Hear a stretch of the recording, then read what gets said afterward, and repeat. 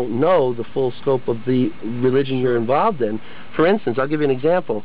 Do you have a problem in your religion with pedophilia in like within the congregations that you know of?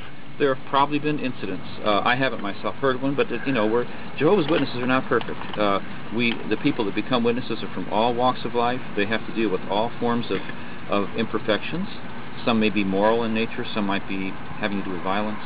Some might be related to honesty. So I'm sure there have been. Well, like for instance, are there any women that are in these special meetings that you're not privy to?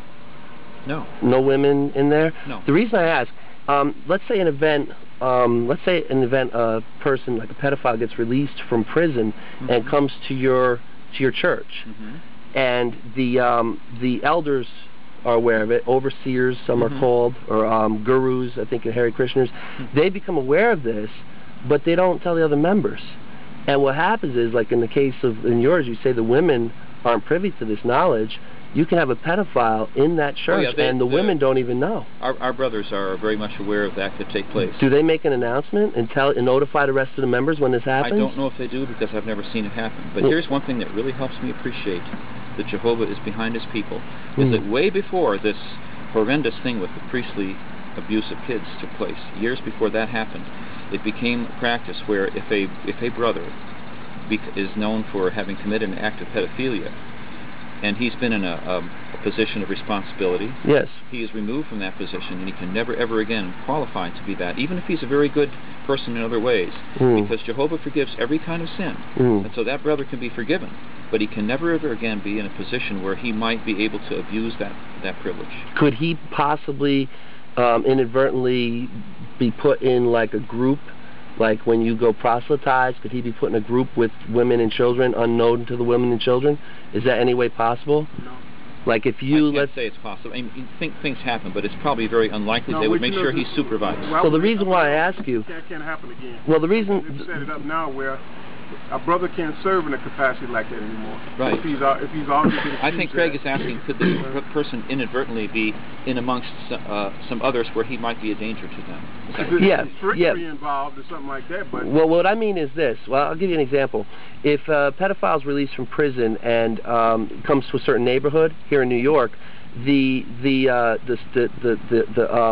schools will actually notify parents. Other support groups will notify the parents of this person being in their neighborhood, because the people have small children and such. Yeah. They'll put up pictures in post offices and such. They have to then register as sex offenders in that community, and it becomes commonly known. Same in Ohio. But among these certain religious groups, they don't notify their members, even though they claim they're a brotherhood. They don't even notify their members when a person like that shows up in their church. I've been elder for a number of years. I can tell you this. A man can't serve in oversight or in that position again if he was ever accused of something like that. But could he perhaps go into a bathroom unsupervised and perhaps abuse a child, where the child then wants to speak out, but then the elders say, well, you need another witness? You're talking about something that can happen commonly? Yeah. Well, I mean, is like if a child were to go into the bathroom, let's say his father was away on a business trip or on a special spiritual meeting or something that only... Ask you a question. Hang on. And now he goes into the bathroom, and then somebody goes in the bathroom and abuses the child.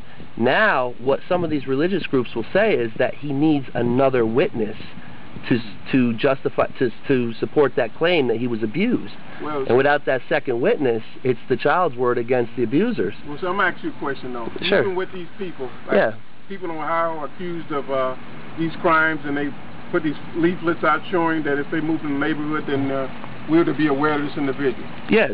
Okay, that individual like that can go to a supermarket or a store, or he can go to a restaurant or something. He can go in the bathroom, a child can be in there. Yeah, but you know what the difference is? The difference is the restaurant or the supermarket doesn't advertise itself as a spiritual paradise, as some... Right.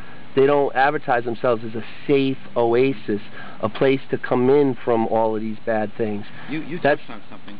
Yeah. A few years ago, there was a case that was broadcast on 60 Minutes or something, and there was a problem with some witness that was accused of molesting a child. Yes. And later on, some people that I think were probably former witnesses said, well, this is a paradise for pedophiles. It is not. Jehovah God weeds people out. We know that. Does he? Yeah. And sometimes he lets things happen. I've heard of things happening, but he sometimes does that to test us out. But I'll tell you something, I have never seen an organization that takes care of its people. Well, think about this.